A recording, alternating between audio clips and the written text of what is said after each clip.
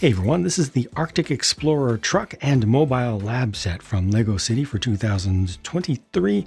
This comes with 489 pieces. I did build it live over on my Twitch channel, and I paid $75 US, which is the standard original retail price for it. You got the 4 minifigures here, 1 adult polar bear, 2 new polar bear cubs, and a bunch of other stuff. I'm going to look at the main builds first. This is inspired by real Arctic exploration setups, and you got the snowcat here, which is fairly realistic with the blade on the front. Unfortunately, the blade is not able to angle side to side. We'll look at that in a second, but I first just wanted to point out, how you're able to move the whole rig together. So there's a ball joint right here. It's able to go over terrain a little bit, and then there's just a single axis joint right here with clips and bar, and then you pull this thing along, and of course treads actually work, and it's able to turn on a somewhat tight radius. Part of that is just from this thing drifting around from side to side. Yeah, honestly, I wish that there was one more joint in this to allow this to rotate from side to side. This is giving it the range to clear the tracks, but it feels a little bit weird with the tiny little skids and the whole thing kind of moving on its own like that.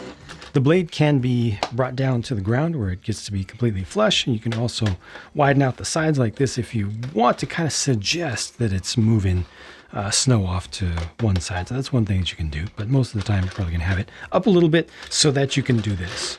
And this is able to spin on a dime easily because it does use a cheater wheel. That's also why, even on a very smooth surface, I'm able to get good traction and good track movement off of it.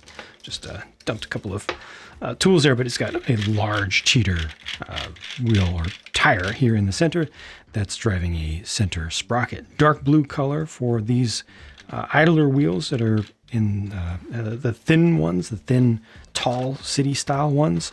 The crane back here is able to unfold and rotate around. It's got a pretty decent reach on it. These are prints with the caution striping detail on it. Exhaust is over here, suggestions of lights in the back. You can put cargo back here, so it's got a little bit of a cargo bed. Again, this folds up nicely, and things that just fell out of there were just some basic tools for your minifigures to use. And then for the minifigure to actually get into the cab of this thing, as usual, you're just going to lift up the top. I like the overall design of this, the overall shaping of it. Doesn't waste too many pieces. The whole thing feels just easy to grab and to play with.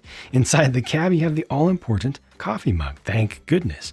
And then there is a console off to the side, which also adds nice detail when you can think of that being the controls for both the blade here in the front and the crane in the back. It's just one single element off to the side. I feel like it adds a lot of immersion. The way the lab is set up, when it's not attached, you use this as a ramp to get up to it. And also when it is attached, you use it as a ramp to get up to it. It's just a little bit different.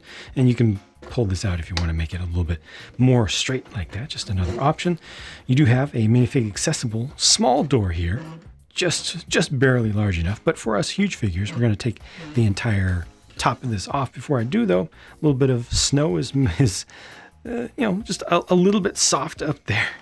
Good reuse of a piece that was introduced about a year ago. We've got the 2 solar panels here that can be rotated around, and what I just almost did instinctively was try to take the nub off there. You can see the little edge that LEGO's leaving on a little bit more frequently. It's becoming more and more noticeable as they snap these pieces out quickly, as they try to increase the rate of production, but reducing the quality level a little bit.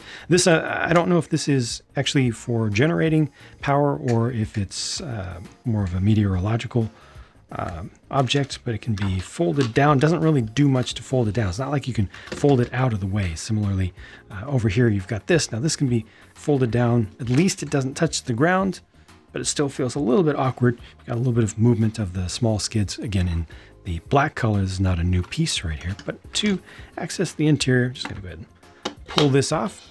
2 beds, like this is nice. This is clean and open. 2 beds in there. You got your medical supplies. That is a print, actually. That's really nice. I was very surprised to see that print in the 1x2.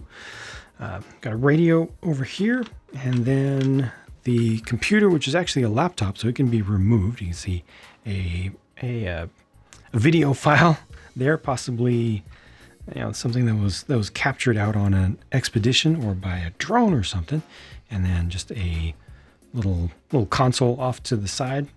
Use that how you want. Use your imagination. 2x2 clear jumpers to put things that you've collected from out in the field there. And then this is the power bank over on the side. So that would be a stack of batteries charged up, probably inverter inside of there. And then that would be powered up as you go by a combination of the solar panels, this back here if need be, and also probably the power of the main engine up here. When you're out on expedition, if you're lucky, you'll find this Meteorite, the dual molded set of rock pieces. You can lift up this whole thing and carry it on the back of the Snowcat, the truck itself. And then you have some smaller little bits to pick up from here. Those are all gunmetal gray in color. You can also open this up on the spot if you want to use some of your tools to find this beautiful crystal inside, which is not matching the color of the main dual molded the secondary color that's in there, but that's kind of cool. You find a different type of mineral deep inside, and this is just a nice piece. They got the loop already on there, so it's easy to pick up. And once again, clear 2x2 jumper underneath. Probably of even higher interest to many folks are the animals here, including the polar bear cub, which is new, and it's actually pretty sizable. I thought that this was going to be smaller than it actually is, because when they go for the city styling, typically you end up with a just smaller thing overall compared to the young bear cubs that they first did for Friends. You got the smaller relative head size, but still those are pretty big. A couple of fish there. Anytime you see that color, it is not glow in the dark. Everybody always wants to expect these to be glow in the dark. They never are and never will be. Glow in the dark looks closer to white, the glow in the dark material. And then polar bear is not new. This mold has been around for years now, but it's nice to get another adult to be leading the pack and trying to show the kids how to lead the fish, so that by the time your snout gets to the water, they are right there for you. For two of the minifigs in the set, snowshoes are included, and those are just in the dark gray color. And with the shoes off, here's a closer look at those two minifigures who have the exact same leg print between them. No print for the hip piece, but then different arms. So this one has the medium measure only on one side. This one has them on both sides.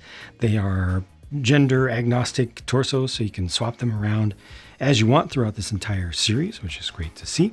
And underneath here, this is what the prints look like. This one's just a little bit smudged, not too bad. Big old lens on the camera over here, and no alternate faces, unfortunately. Then here are the other two. Once again, different torsos. So 4 different torsos among 4 different figures in the set. Reuse of this leg piece, and the print quality is okay. The white should definitely be whiter, but at least the lines are all nice and crisp. The graphic design work, I think, is pretty good. And underneath here, alternate face, finally, yes, but just that one. One spare hair piece is included, most likely to be used by this guy when the hat is off. Finally, these are the handful of leftover pieces, and the sticker sheet was simple. Again, for this 489 piece set, I paid $75 US. It is 70 euros, 63 pounds UK at the base, which is a little bit better of a ratio than usual. And it's $100 Canadian, which translates to approximately, again, $75 US, pretty much on par with us down to the south, mid-southern North America. Yeah. Price feels not ridiculous, especially relative to other things from the Arctic line and the previous Arctic line. For this amount of stuff, I would definitely like to see it more in the 55 to 60 range, personally. So I think, by the time this goes on discount, it'll be in a very reasonable range. Nice to get the Cubs. Looking forward to seeing those in other colors as well. Love this.